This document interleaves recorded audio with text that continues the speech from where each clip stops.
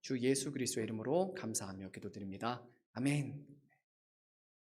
네, 피곤하지 않으세요? 네, 좀 피곤하신 분들 이렇게 어깨를 이렇게 돌려볼까요? 예전 같았으면 이제 좀 이렇게 두들겨주고 막 이렇게 해주십시오라고 하겠지만, 네, 그렇죠. 네, 쉽지 않습니다. 그리고 가끔 보니까 이렇게 때리시는 분들도 있더라고요. 그렇죠. 살살 해야 되는데, 그래서 조금 이렇게 하면서 네, 우리가 깨어서 또 예배를 잘 드릴 수 있기를 소망합니다. 이번 주에 아주 재미난 일이 하나 있었습니다. 저 집에서 이렇게 있었는데 저희 사모가 저한테 얘기하더라고요. 되게 유튜브에서 화두되는 일이 하나가 일어났다. 이번 주에 가장 화두됐던 이야기가 뭔지 혹시 아세요? 외국에서 일어났던 사건이 하나 있었죠. 윌 스미스라고 하는, 네, 그렇죠. 그 분께서 아카데미였나요? 오스카였나요? 그 시상식에 갑자기 무대 위로 올라가 가지고 주먹인 줄 알았는데 주먹은 아니었습니다. 뺨을 탁 치는 사건이 일어났습니다. 어떻게 생방송이었는데 거기서 그런 일이 일어났죠. 저도 원래 좋아하던 분이었고 그 자리에 서 있는 기억으로는 크리스 락이었던 사람인 것 같은데 코미디언이었죠. 둘 다 좋아하는 분인데 거기서 공개적인 어떻게 보면 폭행이 일어났습니다. 보셨습니까?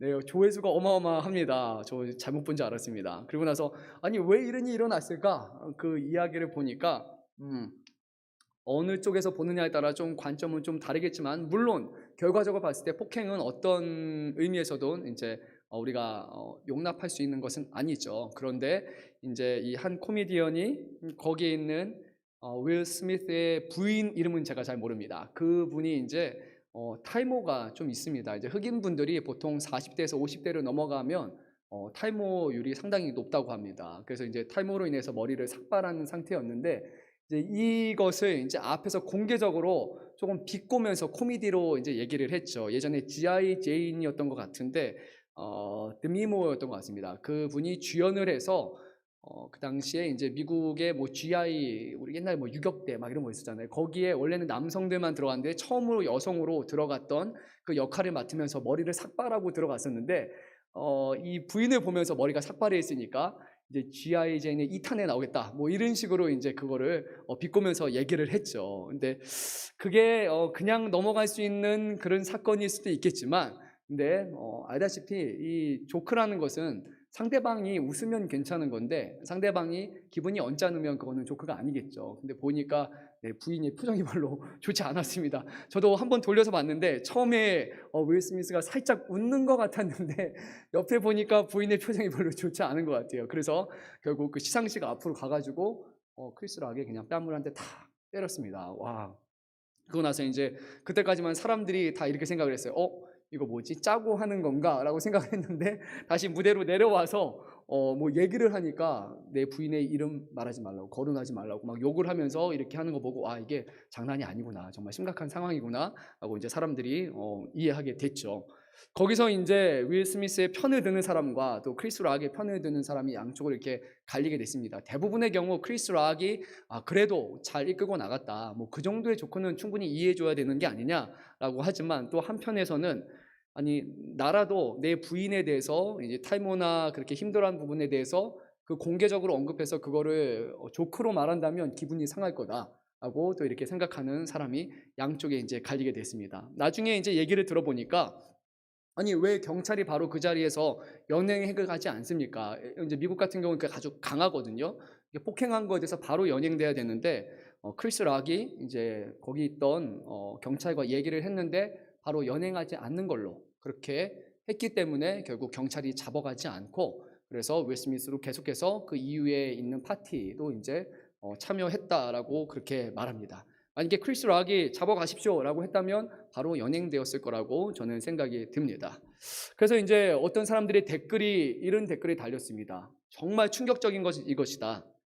공개적인 석상에서 시상식에서 누군가를 폭행했는데 그 사람이 경찰에 끌려가지 않고 그리고 이 일이 그냥 넘어갈 수 있다는 것이 너무 충격적인 것이다. 그게 만약에 다른 사람이라면 힘이 없는 사람이라면 유명하지 않은 어떤 무명의 배우가 만약에 그 자리에서 그 일을 했다라면 과연 사람들의 시선이 어떻게 됐을까? 결과가 어떻게 됐을까? 하는 그런 글들이 달렸고 저도 그것을 상당히 주의 깊게 봤습니다.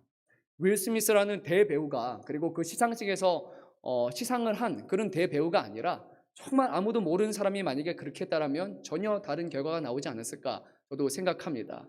이 법이라는 것 자체가 어떤 힘의 논리에 따라서 힘이 있는 사람, 유명한 사람에게는 좀 관대하기도 하고, 그리고 힘이 없는 사람에게는 아주 냉철하기도 한 그런 것이 바로 오늘날의 법의 현실이 아닐까 우리는 생각해 봅니다.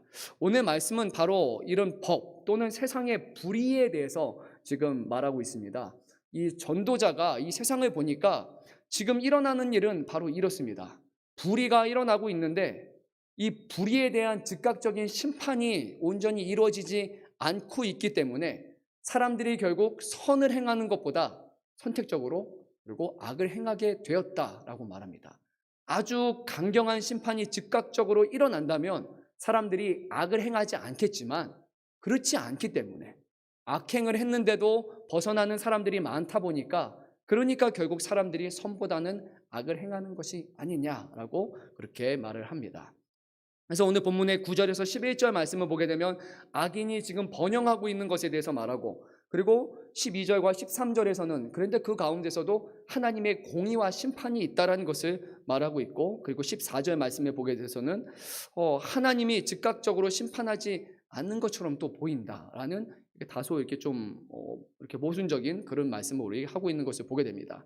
근데 중요한 것은 이것은 전도자가 자기가 직접 눈으로 보고 자신의 삶과 경험에 비추어서 이루어지는 일들을 오늘 기록한 사실이라는 것을 우리가 생각해야 됩니다. 이것이 무조건 진리라는 것이 아니라 전도자가 세상을 보니까 분명히 하나님은 선하시고 그리고 세상은 선한 대로 이루어져야 되고 하나님은 악을 심판하시는 것이 맞지만 실제로 하나님은 그러하신 분이지만 그럼에도 보니까 이 세상에서는 여전히 버젓이 악이 성행하고 있고 악한 길을 가는 사람들이 잘 먹고 잘 사는 그런 다소 이해할 수 없는 일들이 여전히 일어난다라고 오늘 전도자는 우리에게 말하고 있습니다.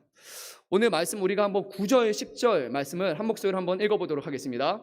내가 이 모든 것들을 보고 해 아래에서 행하는 모든 일을 마음에 두고 살핀즉 사람이 사람을 주장하여 해롭게 하는 때가 있도다.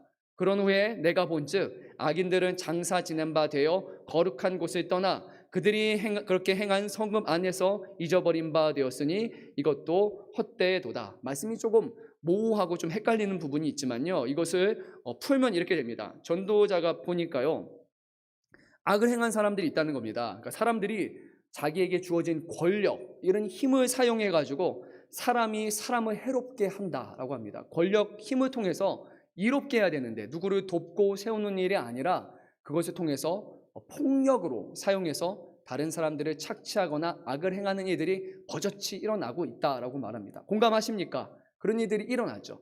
근데 더 안타까운 사실은 뭐냐면 그렇게 일어날 수도 있는데 근데 보니까 그 사람이 이제 결국 죽어서 장사 지내게 됩니다. 그러면 사람들이 이렇게 말해야 되죠. 아, 저 사람은 나쁜 사람이야, 악한 사람이지 않느냐라고 해야 되는데 오히려 그 사람들이 그 사람에 대해서 말하는 것이 선한 일을 행하는 사람이다, 그에 대한 칭찬을 하고 있다는 겁니다. 이것이 너무 모순된 것이 아니냐라고 오늘 전도자는 말하고 있습니다. 어떻게 생각합니까? 어떤 사람이 악을 행했는데 불구하고 다른 사람에게 칭찬을 받는 일들이 일어납니까? 일어나지 않습니까? 일어나죠. 비일비재하게 일어나죠. 이 사람에게는 악한 사람인데 이 사람에게 별로 좋지 않은 사람, 다른 사람이 볼 때는 이 사람에게 악을 행한 것이 나에게 선을 행하는 것이 될 수 있다는 거죠. 악에 대한 기준이 좀 애매모호하다는 겁니다. 절대적인 악, 누군가가 악을 행하면 그 사람은 악을 행한 사람만이 아니라 누군가에게는 악인인데도 불구하고 저 사람한테는 칭찬받을 그런 사람들이 될 수 있는 것, 그것이 지금 세상 가운데 벌어지는 일이라는 겁니다. 심지어 오늘 10절 말씀을 보니까 그는 성소를 드나든다라는 것을 통해서 이 사람은 악한 사람인데도 불구하고 하나님의 전에 나아갈 수 있는 그런 사람, 오늘날로 말하면 이 사람은 정말 악한 사람인데도 버젓이 교회를 다니는 사람이고 누군가에게 아주 큰 악을 행하는데도 불구하고 교회 안에서 사람들한테 칭찬받고 인정받는 사람이다라고 우리는 볼 수 있는 겁니다. 죽은 후에도 그 사람에 대한 칭찬이 끊이지 않는 그런 일들로 지금이 버젓이 일어나고 있다는 것이죠. 그래서 전도자는 이것을 보면서 어떻게 이런 악한 행위가 처벌이 온전히 실행되지 않는가, 그리고 그것이 버젓이 일어남으로 인해서 더 많은 사람들이 그래, 그러면 나도 그렇게 살아야지. 나도 악을 행하겠다. 라는 이들이 지금 버젓이 일어나고 있다는 겁니다. 이것이 9절부터 11절까지 이어지는 그런 말씀입니다. 최근에 저도 이제 뭐 드라마를 보는데 제가 관심사가 그런지 모르겠는데 자꾸 법정 드라마 그런 것들이 관심 있게 참 보게 되는 것 같아요. 엊그제도 뭐 좀 이렇게 보려고 했던 드라마가 있었는데 그게 아니라 넷플릭스에서 이렇게 보니까 그 알고리즘이 무서운 것 같아요. 제가 좋아하는 게 약간 심판, 뭐 판결, 법 이런 게 나오다 보니까 자꾸 제가 좋아할 만한 컨텐츠로 그런 것들이 막 이렇게 나오는 겁니다. 그래서 최근에는 범죄 재구성, 좀 오래된 그 시리즈인 것 같은데 저도 모르게 버튼 하나 누르고 이렇게 한 2편 정도 제가 봤던 것 같습니다. 법정, 그리고 거기서는 이제 특별히 변호하는 일에 관한 내용들을 다루고 있는데 보면서 좀 마음이 한 곳이 좀 씁쓸하다는 생각이 들었어요. 이 사람이 나쁜 사람이고 범죄를 저질렀는데 거기서 변호사의 역할은 그 사람이 선하고 악한 것을 판단하는 것이 아니라 그 사람을 이기게 하는 것, 승소하게 하는 것이 목적이기 때문이죠. 그래서 이 사람이 정말 사람을 죽였을 수도 있고 이 사람이 너무나 악한 사람일지도 불구하고 내 클라이언트라면, 내 사람이라면 그 사람을 무조건 변호해서 그 사람을 지켜주는 것, 이것이 변호사의 역할인 것처럼 거기서 이렇게 포장돼서 나오는 것을 보게 됩니다. 정의가 바로 서느냐, 법이 공정하게 시행되느냐, 그것이 중요한 것이 아니라 변호사의 역할은 승소하는 것, 이기는 것, 그것이 또 다른 변호를 업무를 맡게 되는 그런 성공하는 길이 되는 것이죠. 그래서 저 클라이언트에 대해서 저 사람이 범인이냐 아니냐가 중요하지 않고 거기 있는 사람은 이렇게 말합니다. 클라이언트는 항상 거짓말을 하는 사람이다. 그래서 모든 것이 거짓말이라고 간주하고 특별히 저 사람이 옳은지 아닌지를 알려고 할 필요는 없고 그냥 내 일을 하면 된다라고 이렇게 얘기하는 것을 보게 됩니다. 최근에 봤던 그 드라마 중에 하나, 그 소년 심판이라는 데서도 이제 뒷부분에 가게 돼서 제가 한번 언급했던 내용인데 어린 아이들이 이제 아파트에서 벽돌을 던졌고 그게 결국에 누군가가 맞아가지고 죽었죠. 그래서 그 어린 아이들을 법정에 세웠는데 촉법 소년이었기 때문에 형사 처벌을 받을 수 없게 됩니다. 그래서 실제로 그 재판의 길이가 3분밖에 안 되는 아주 짧은 그런 재판이 이루어지게 되고 거기서 다른 아이를 벽돌을 던져서 죽었던 애가 아무런 형사 처벌을 받지 않은 채 2명이 그냥 거기서 결국에는 풀어지게 되죠. 그리고 나서 그 판사였고 그 자리에 피해자의 어머니로 서 있는 그 여인이 너무 마음이 아파가지고 막 울기 시작합니다. 어떻게 이렇게 누군가가 살인을 저질렀는데 아무런 문제 없는 것이 이렇게 지나갑니까? 그 여인도 판사였으니까 도저히 이것을 납득할 수 없죠. 근데 그때 남편이 했던 말이 한마디가 있는데 그게 저에게는 너무 마음 아프게 다가왔습니다. 이런 말을 남편이 합니다. 원래 법이 그래, 알잖아 라고 그렇게 말을 합니다. 그게 원래 법이라고 말을 합니다. 판사인 당신이 더 잘 알잖아 라고 말합니다. 법은 정당하게 사람을 판결을 해서 죄를 범한 사람에게는 그에 합당한 죄에 대한 대가를 주고 그리고 억울한 사람을 보호하기 위해서 사용하는 것이 아니라 실제 법이 이루어지는 것을 보게 되면 공정한 판결만 이루어지지 않고 누군가는 결국 억울한 판결을 당하게 되고 누구는 악한 행동을 불과했는데도 불구하고 그래도 그냥 아무런 문제 없이 그렇게 갈 수도 있다는 겁니다. 그것이 결국 지금 우리가 살아가는 시대에 이루어지는 그 법이라고 우리는 볼 수 있을 겁니다. 그러면 왜 하나님은 살아계신다라면 그런 일들이 이루어지게 하느냐? 하나님은 좀 더 강하게 심판하시고 정말 이 세상에는 하나님의 정의만 세워주고 악한 일을 행하는 사람들에게는 즉각적인 하나님의 심판을 행하셔서 오직 이 세상에는 선하고 거룩한 일만 있어야 되는 거 아니냐라고 그렇게 부르짖는 사람들도 분명히 있을 것입니다. 그런데 실제로 이 세상에 그런 일들은 이루어지지 않고 또 한편으로 저는 솔직히 생각해 보면요. 그렇게 이루어진다면 저는 벌써 죽었겠다라는 생각이 들게 됩니다. 하나님의 기준 아래 하나님의 선하신 고 거룩하신 하나님의 앞에서 과연 죄가 없는 사람이 이 땅에 누가 있을까라는 생각도 동시에 저는 하게 됩니다. 물론 하나님께서는 율법을 구약 백성들에게 세우셨습니다. 이것을 죄를 범하는 사람들에게는 그거에 합당한 심판이 있을 것이고 큰 죄를 범한 사람들에게는 자신의 생명의 값으로 처벌을 물으신 것을 우리는 보게 됩니다. 그럼에도 불구하고 이 율법이 주어진 대로 시간이 지나면 지날수록 율법은 공정하고 율법은 명확하지만 이것이 시행되는 과정에서 사람들이 어떻게 좀 코럽션이라고 하죠. 거기에 오염되고 사람들이 정당하게 행하지 않는 일들이 일어나게 되죠. 역대하 16장 6절에서 7절 말씀을 보게 되면 그 당시에 여호사밧이라는 그 왕이 이스라엘 안에 하나님의 말씀을 율법을 가르치고 그 율법을 근간으로 해서 다시 한번 사법 체계를 온전히 세우려고 합니다. 그래서 이제 방백들과 레위 사람들과 제사장들에게 율법을 가르치고 그리고 재판이 이제는 사람들에게서 이렇게 하고 싶은 대로 행해지는 재판이 아니라 하나님 앞에서 공정한 재판이 이루어진다라고 그렇게 명확하게 말합니다. 그리고 재판관들에게 왕이 이렇게 말했습니다. 제가 이 말씀 한번 읽어보도록 하겠습니다. 역대하 19장 6절에서 7절 말씀입니다. 너희가 재판하는 것이 사람을 위하여 할 것인지 여호와를 위하여 할 것인지 잘 살피라. 너희가 재판할 때에 여호와께서 너희와 함께 하심이라. 그런즉 너희는 여호와를 두려워하는 마음으로 삼가 행하라. 우리의 하나님 여호와께서는 불의함도 없으시고 치우침도 없으시고 뇌물을 받는 일도 없으시니라. 이 마지막 부분에요, 여호와 하나님은 불의함도 없으시고 치우침도 없으시고 뇌물을 받는 일도 없으시니라. 다른 말로 하면 지금 그 시대에 이루어지고 있는 법의 판결이 불의가 여전히 성행하고 치우치는 판결들이 일어나고 있으며 뇌물을 받고서 그 판결이 잘못된 판결이 이미 일어나고 있다는 것을 의미하는 것이죠. 이사야서 10장 1절 말씀을 보면 이렇게 성경이 말씀합니다.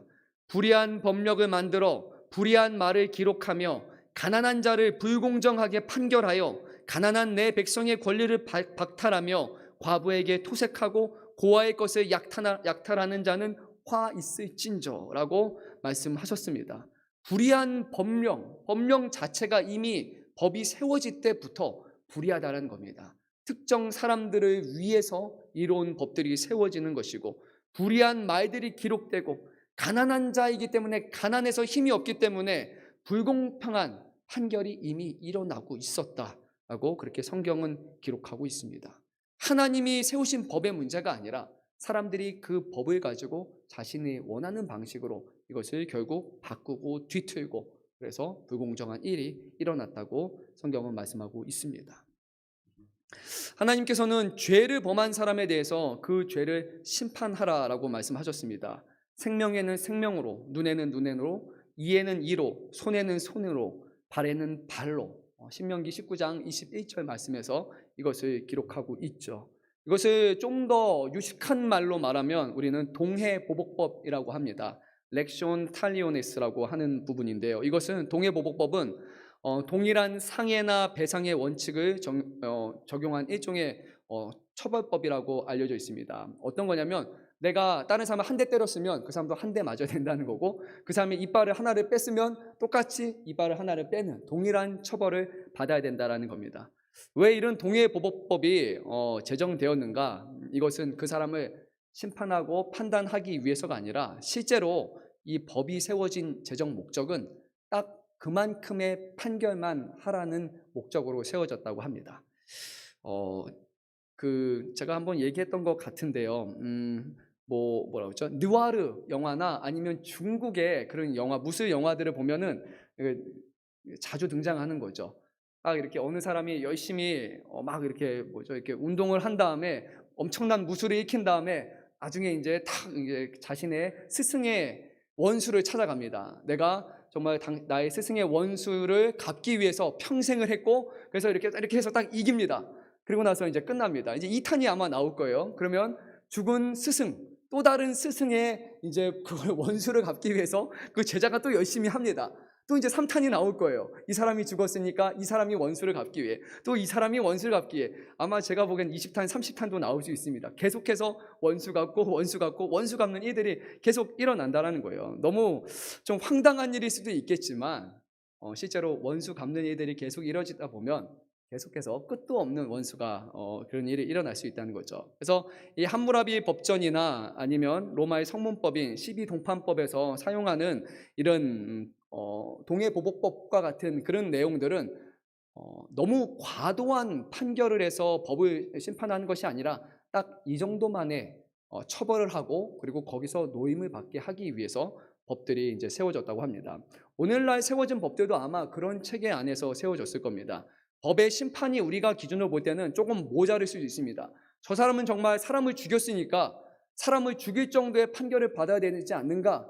그런데 결국 사람이 또 죽게 되면 그 사람의 죽음에 대해서 마음 아파하는 사람이 또 다시 보복을 하게 될 것이고, 그러면 결국에 끊임없는 보복과 보복으로 얼룩진 그런 일상이 생길 수 있기 때문에 딱 이 정도의 벌을 받고 그 사람은 죄의 값을 받는 것으로 이제 끝을 내어 주십시오라고 하는 것이 아마 오늘날 우리가 따르는 그런 법인 것 같습니다. 물론 어떤 경우에는 너무 말이 안 되기도 하죠. 다른 사람의 한 사람의 평생의 인생을 짓밟아 버리는 그런 강간 같은 거, 그리고 살인, 막 특수 범죄들이 일어나는데도 불구하고 정말 그 처벌이 너무나 적은 것을 보면 안타깝기도 합니다. 뭐 심신미약으로 인해서 여러 가지 이유로 인해서 감형해서 정말 말도 안 되는 그런 처벌이 일어나기는 하지만, 그럼에도 불구하고 이런 법은 어떤 사람을 죽이기 위한 것이 아니라 그 사람이 어느 정도의 대가를 치른 후에는 다시 사회를 살아갈 수 있도록 그렇게 세우는 것이 아마 법의 그런 세워진 목적이라고 볼 수 있을 것입니다. 그러면 하나님의 자녀된 우리들은 어떻게 생각해야 되는가? 하나님이 더 큰 심판을 주십시오, 하나님이 어느 나라를 멸망하게 해주십시오라고 우리가 기도하는 것이 좋은가? 악인을 향해서 하나님 그에게 즉각적인 심판을 주시사 세상의 법정에서 그에게 정당한 심판을 주지 못하면 주님이 주십시오라고 기도하는 것이 좋을까? 그런데 성경의 말씀을 보게 되면 그렇게 말하고 있지는 않는 것 같습니다. 오히려 성경에서 우리에게 하시는 일들을 보게 되면 악한 사람에게 대해서 동일하게 악을 행하는 것이 아니라 누군가가 우리의 뺨을 한 대 때리면 똑같이 뺨을 때리는 것이 아니라 오른뺨을 빠진 나머지 뺨을 내는 것, 그것이 바로 성경에서 우리에게 말씀하는 바이라고 생각합니다. 세상의 기준을 보면 좀 어리석다라고 생각이 듭니다. 당했으면 당한 만큼 줘야 되잖아요. 그래야지 내가 억울하지 않고 뭔가 내가 좀 속이 풀릴 것 같은데, 한 대 맞았으면 2대 정도는 때려야 그래도 내가 속이 좀 편하고 시원할 것 같잖아요. 그래도 내가 갚았다라고 얘기할 것 같은데, 오히려 주님은 한 대를 맞으면 나머지도 대라고 말씀하십니다. 즉 심판을 통해서 그것이 정당한 것처럼 보이지만 어떤 유익이 있는 것이 아니라 심판이 아닌 사랑과 포용의 방법으로 우리가 그것을 되갚을 때만 오히려 그곳에서 하나님의 사랑과 하나님의 은혜가 드러날 수 있다는 것이죠. 우리가 잘 아는 말씀이 있는데요, 저는 오늘 말씀 보면서 예수님의 말씀, 예수님의 사랑, 또 하나님이 우리에게 행하신 그런 사랑을 다시 한번 돌아보면 좋겠다라는 생각이 들었습니다. 너무나 유명한 말씀이죠. 누가복음 15장 11절 이하에 있는 돌아온 탕자라고 알려진 그 말씀을 우리가 짤막하게 나눠보고자 합니다. 실제로는 최근에는 팀 켈러 목사님은 이 부분을 돌아온 탕자가 아니라 탕부 하나님이라고 이것을 번역하기도 합니다. 왜냐하면 아버지께서는 결과적으로 두 아들 모두에게 한량없는 사랑만 베푸셨기 때문이죠. 탕부라고 할 만큼 정말 모든 것을 다 쏟아내시고 다 주신 분은 바로 아버지이시기 때문에 그렇게 팀 켈러 목사님은 얘기하고 있습니다. 사건은 이렇게 됩니다. 어떤 사람에게 두 아들이 있었는데 어느 날 둘째가 아버지에게 나와서 얘기를 합니다. 아버지, 가진 재산 중에 앞으로 아버지가 죽게 되면 저에게 주실 그 분깃을 어차피 주실 것이니까 지금 먼저 땡겨 주십시오 라고 이렇게 합니다. 그리고 나서 아버지는 둘째 아들에게만 재산을 나눠주는 것이 아니라 말씀을 보면 살림을 각각 나눠서 첫째와 둘째 모두에게 자신의 살림을 다 나눠주셨습니다. 아마 그 당시의 시대로 생각해 보면 보통 첫째 아들은 둘째의 2배를 받았기 때문에 첫째가 좀 많이 갖고 둘째는 좀 적게 가졌을 것입니다. 둘째는 이제 며칠이 안 돼서 재물을 다 모아가지고 먼 나라에 갑니다. 거기서 얼마나 많은 돈이 생겼으니까 그것을 가지고 허랑방탕한 삶을 이제 살아가게 됩니다. 아마 다양한 사람들을 만났겠죠. 좋은 사람을 만나면 좋겠지만 이 사람은 이방 땅으로 갔기 때문에 그래서 그곳에서 좋지 않은 사람들을 만났고 결국 가진 모든 것을 다 잃어버리게 됩니다. 어쩌면 이 아들은 그거를 그냥 허비하기보다는 사업을 위해서 이것을 사용했을 수도 있을 것입니다. 그럼에도 불구하고 그는 결국 실패했고 모든 것이 낭비하고 맙니다. 그 말씀에서 한 가지 저에게 들었던 생각은 이것입니다. 왜 아들은 부모님 옆에서 살지 않고 먼 나라를 구태여 가려고 했을까라는 생각을 해보게 됩니다. 이것이 원래의 목적에서 조금 옆으로 간 것일 수도 있겠지만 그 둘째 아들은 그 가정 가운데 있는 것보다 거기서 멀리 떠나서 다른 곳에서 생활하면 나의 삶을 펼칠 수 있을 것이고 뭔가 거기서 성공한 후에 이제는 그것을 아버지에게 보여줄 수도 있고 사람들에게 보이고자 하는 그런 모습이 있었지 않았을까 생각해 봅니다. 제가 둘째라서 그런지는 모르겠지만 둘째는 좀 이렇게 첫째 그늘에 가리는 부분이 어느 정도 좀 있다고 생각을 해 봅니다. 그래서 그 어차피 좋은 첫째 잘 하고 있는 그 당시에 첫째는 맞이고 워낙 중요한 그런 역할을 맡았기 때문에 거기서 그냥 맡겨진 일을 하는 것보다 밖에 가서 나의 삶을 펼치고 뭔가를 이루고자 하는 그런 욕구가 분명히 그에게 있었을 것입니다. 그런데 결과적으로 큰 흉년이 들어서 그가 다 잃어버리고 궁핍하게 됩니다. 가난한 백성에게 붙어 살게 됩니다. 그리고 원래 이스라엘 사람이면 전혀 하지 않을 일을 그가 행합니다. 돼지를 치게 됩니다. 돼지는 그 당시에 부정한 동물이었기 때문에 이스라엘 사람은 만지지도 않고 먹지도 않습니다. 그런데 이 사람은 돼지를 치는 일을 결국 맡게 됩니다. 뿐만 아니라 돼지가 먹는 쥐염 열매를 그것을 간신히 먹으려고 했지만 그것조차도 주는 사람이 없을 정도로 정말 궁핍한 그런 삶을 살아가게 됩니다. 마음속으로 생각을 하게 됩니다. 내가 어떻게 해야 될까? 그래도 아버지 품에 있을 때는 좋은 것이 있었으니까 이제 내가 아버지 앞으로 다시 돌아간다면 아들은 되지 못하겠지만 그의 품꾼이 되어서 좋은 주인 아래서 종이 되어서 그를 섬기는 것이 여기서 죽는 것보다 낫겠다라고 생각합니다. 그래서 그가 일어나서 아버지에게 돌아갑니다. 그 아들이 이렇게 스스로 말합니다. 아버지에게 내가 가게 되면 내가 하늘과 아버지께 죄를 지었사오니 지금부터는 아버지의 아들이라 일컬음을 감당하지 못하겠나이다. 나를 품꾼의 하나로 보소서라고 그가 말하겠다고 다짐을 하고 나서 결국 그의 아버지께 돌아가게 됩니다. 그리고 나서 이제 아버지의 이야기가 거기서 전개가 됩니다. 아버지는 아들을 잊고 있지 않았습니다. 아버지는 늘 아들이 언제쯤 돌아올까 생각하면서 그가 다시 돌아올 그 길목에서 아들만을 쳐다보면서 기다리고 있습니다. 아버지는 자신의 재산을 미리 달라라는 상속해 달라는 그 불효막심한 아들이죠. 죽으면 줄 그 유산까지도 미리 달라는 그 아들을 잃어버리지 않고 여전히 아들로 여기면서 그 길만을 쳐다봅니다. 20절 누가복음 15장 20절 말씀에서 이렇게 기록합니다. 아직도 거리가 먼데 아버지가 그를 보고 측은히 여겨 달려가 목을 안고 입을 맞추니라고 말합니다. 가끔 이제 그 군대 사진 보게 되면 단체로 부대 하나 딱 사진 찍는 거 있지 않습니까? 그러면 다 빡빡이니까 비슷해 보이는데 자기 자식 얼굴 그거 아십니다. 어머니 아버지는 저기 보면 내 아들이고 내 자식이라고 첫째 둘째라고 바로 보면 압니다. 모르시는 분은 그냥 넘어가십시오. 네. 근데 아마 대부분의 분들은 봅니다. 정말 다 똑같아요. 다 똑같아 보여요. 자기 자식은 보입니다. 거리가 멀기 때문에 볼 수 있는 상황이 아닙니다. 그리고 지금 그의 형색은 옷도 없고 완전히 거지가 되었기 때문에 그냥 외관으로 볼 때는 도저히 알아볼 수 있는 상황은 아닙니다. 그런데 아버지는 보면 압니다. 내 아들이 거지가 되어서 와도 내 아들이라는 것을 아버지는 지금 잘 알고 있습니다. 그 추잡해지고 더러워진 아들을 향해서 아버지는 그냥 팔짱을 끼고 쳐다보는 것이 아니라 그를 향해서 달려가기 시작을 합니다.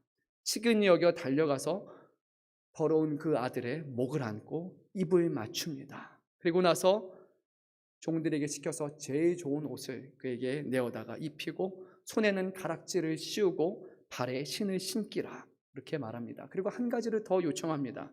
살찐 송아지를 끌어다가 잡으라 우리가 먹고 즐기자라고 말합니다. 이 둘째 아들이 잘못한 것은 아버지에게만 잘못한 것이 아니었습니다. 잘 생각해 보면요, 그 당시에 살아있는 아버지에게 아버지가 죽은 다음에 나에게 남겨준 유산을 지금 달라라는 요청은 그 당시의 사회적 통념으로 전혀 납득이 되지 않고 허용되지 않는 것이었습니다. 그런데 예외가 하나 생겼습니다. 아버지가 아들에게 그것을 주었습니다. 그 조그만한 사회에서 이런 예외가 하나 발생하게 되면 그 여파는 다른 아들들에게 전해지게 됩니다. 저 아버지가 주셨는데 아버지 당신도 저에게 주십시오. 그런 일이 일어나죠. 부모님 아시지 않습니까? 저도 최근에 우리 차론이가 아빠 제 친구는 스마트폰 있는데 근데 나만 없어. 누구는 있는데 근데 그것도 아니라 아빠 다 있는데 막 나만 없어. 그리고 다 저렇게 해주는데 나만 없어. 실제로 이름 대봐 그러면은 이름 못 대지만 근데 맨날 다라고 누구의 되면서 그것이 결국 핑계가 되죠. 그래서 다른 아버지들의 기준에 봤을 때 이 둘째 아들은 죽일 놈입니다. 그 둘째 아들의 예외로 인해서 자신의 자식들에게도 그럴 가능성들이 생겼기 때문이죠. 아버지는 가만히 기다린 것이 아니라 아버지는 그를 보고 달려갑니다. 그를 껴안았습니다. 그것은 그냥 사랑만이 아니라 다른 사람, 다른 아버지, 다른 사람의 눈으로부터 그 아들을 감추려 하는 모습이 있었기 때문입니다. 거지로 온 것이 아니라 가장 좋은 옷, 아버지가 입을 옷, 주인의 옷을 그에게 걸쳐줘서 이 아들은 죽어야 될 거지가 아니라 나와 동등한 권한을 갖고 있는 내 아들이라는 것을 거기에서 보여주기 시작합니다. 제일 좋은 옷, 아버지의 옷을 가져왔고 그리고 손가락에는 가락지를 끼웁니다. 그리고 나서 발에 그 당시에 많은 사람들이 신을 수 없는 신발을 신겨서 이 사람은 내 아들이고 아무도 건들지 말고 해서는 안 되라는 것을 그 마을의 모든 사람들이 보는 곳에서 이렇게 보여줍니다. 뿐만 아니라 살찐 송아지를 하나 끌어다가 잔치를 벌입니다. 마을 사람들 보십시오. 내 아들이 돌아왔어요. 건들 생각하지 마십시오. 이 아들은 내 아들입니다. 내가 보장하는 아들입니다. 라고 아버지는 마을 잔치를 통해서 사람들 앞에서 다 보여주는 겁니다. 내 아들은 죽었다가 다시 살아났으며 내가 잃었다가 다시 얻었노라 라고 아버지는 그들 앞에서 말합니다. 만약에 우리의 세상의 기준으로 본다면 이 아버지는 너무나 어리석은 아버지일 겁니다. 죄를 저지르고 그리고 어떤 잘못된 행동을 행해서 아버지의 입장을 아주 난처하게 만들 만한 그런 잘못된 아버지이지만 그 아버지는 아들을 심판하기보다는 그 아들을 사랑해주고 다시 기회를 주기를 원하시는 것. 이것이 누가복음 15장에 이 둘째 아들을 통해서 우리에게 말씀하시는 바일 것입니다.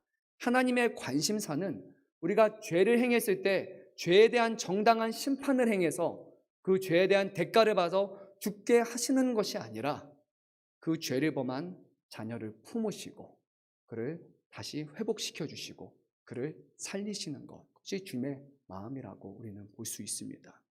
분명히 죄는 우리가 범했는데 불구하고 우리 죄에 대한 심판은 우리의 아버지께서 대신 지시지 않았습니까? 우리의 예수 그리스도께서 우리의 모든 죄를 담당하시고 하나님의 진노를 맞아서 우리를 위해서 죽으셨다는 것, 그것이 바로 성경이 우리에게 전하고 있는 복음입니다. 하나님의 자녀된 우리들, 교회에서 그 복음의 소식을 듣는 우리들이 가져야 될 마음은 아마 이런 것일 겁니다. 하나님, 왜 저 사람을 심판하지 않습니까? 하나님, 저 사람은 정말 악한 사람이지 않습니까? 저에게 해를 줬던 사람이고 제 마음을 아프게 했던 사람인데 주님이 그 사람에게도 동일한 것으로 심판하시고 주님이 정말 정의, 공의를 이루어 주십시오 라고 그렇게 기도하는 것, 그것이 아니라 주님, 그 사람의 마음을 품을 수 있도록 해주십시오. 그 사람의 죄를 용서할 수 있는 마음을 주십시오. 70번씩 70번이라 할지라도 그가 죄를 저질렀을 때 그를 용서할 수 있는 마음을 나에게 주십시오 라고 하는 것이 하나님에 의해서 죄에서 구원을 받은 하나님의 자녀들이 행해야 되는 것이라고 성경은 오늘 우리에게 말씀하고 있습니다. 정의를 세우는 것 좋은 일일 것입니다. 공정한 사회를 만드는 것 좋을 것입니다. 하지만 그 공정과 그 정의가 타인을 향한 공의와 정의가 되고 내 자신에 대해서는 한없이 유해지고 또 내 자신에 대해서는 관대한 그런 공의와 정의라면 그건 분명히 잘못된 것일 겁니다. 하나님의 사랑에, 하나님의 구원의 은혜를 맛본 우리들은 내 자신에 대해서는 더 철저하게 죄를 범하지 않기 위해서 노력하며 타인의 죄에 대해서는 관용하고 용서하고 덮을 수 있는 것, 그것이 바로 하나님의 자녀인 우리들이 아마 따라야 될 모습이 아니지 않을까 생각해 봅니다. 15절 말씀에서 오늘 전도자는 이렇게 말합니다. 이에 내가 희락을 찬양하노니 이는 사람이 먹고 마시고 즐거워하는 것보다 더 나은 것이 해 아래 없음이라.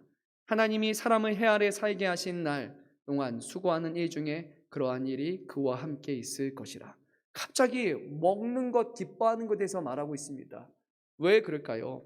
다른 사람이 잘못한 것, 그 사람들의 부정과 잘못된 것에서 심판하고 왜 하나님 그렇게 하지 않습니까? 라는 그것을 말하기보다는 오히려 하나님에게 우리에게 주신 은혜를 감사하고 주님이 우리에게 허락하신 것을 감사하고 찬양하며 살아가는 것이 하나님의 자녀된 우리의 삶이라고 말하는 겁니다.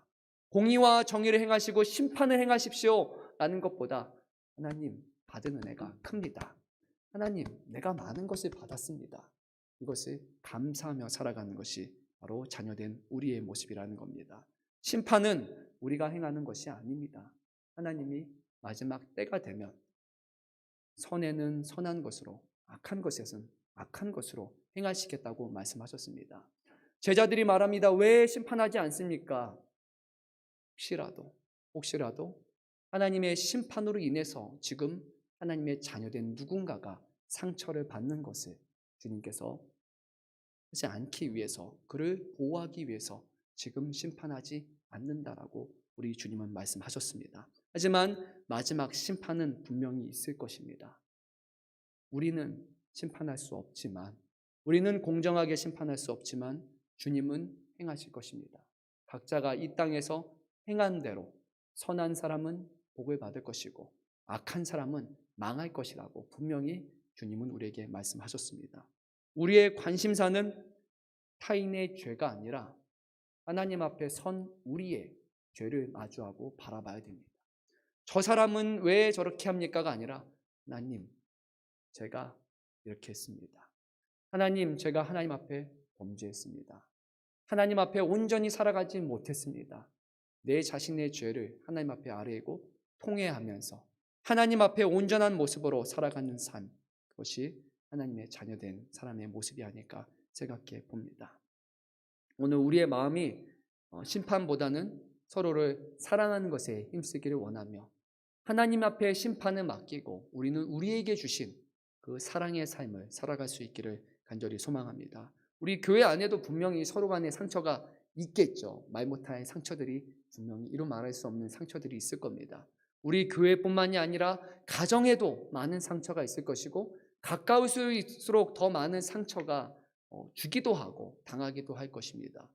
수첩에 적어서 언제 뭐 잘못했어 이것을 적기보다 언제든지 나에게 기회가 주면 내가 되갚아 주겠어라는 그런 마음을 가지고 하루하루를 괴롭게 살아가지 마시고 하루를 즐겁게 사시길 바랍니다. 하나님이 정의롭고 공의로우신 분이기에 하나님의 뜻대로 이루어질 줄로 믿습니다라고 고백하며 나에게 주어진 삶을 감사함으로 살아간다면 그것이야말로 가장 복된 인생이 아닐까 생각해 봅니다. 끝으로 17절 말씀을 읽고 우리가 마치도록 하겠습니다. 또 내가 하나님의 모든 행사를 살펴보니 해 아래서 행해지는 일을 사람이 능히 알아낼 수 없도다. 사람이 아무리 애써 알아보려고 할지라도 능히 알지 못하니 비록 지혜자가 아노라 할지라도 능히 알아내지 못하리로다. 아멘. 이것은 하나님 앞에 맡겨야 되는 일일 것입니다. 우리는 아무리 지혜로워도 하나님의 뜻을 다 알지 못합니다. 이 땅에 이루어지는 모든 것들을 우리는 알 수 없습니다. 하지만 이것은 하나님이 아시는 것입니다. 하나님이 공정하게 행하실 줄로 믿습니다. 우리 함께 찬양 한 곡 부르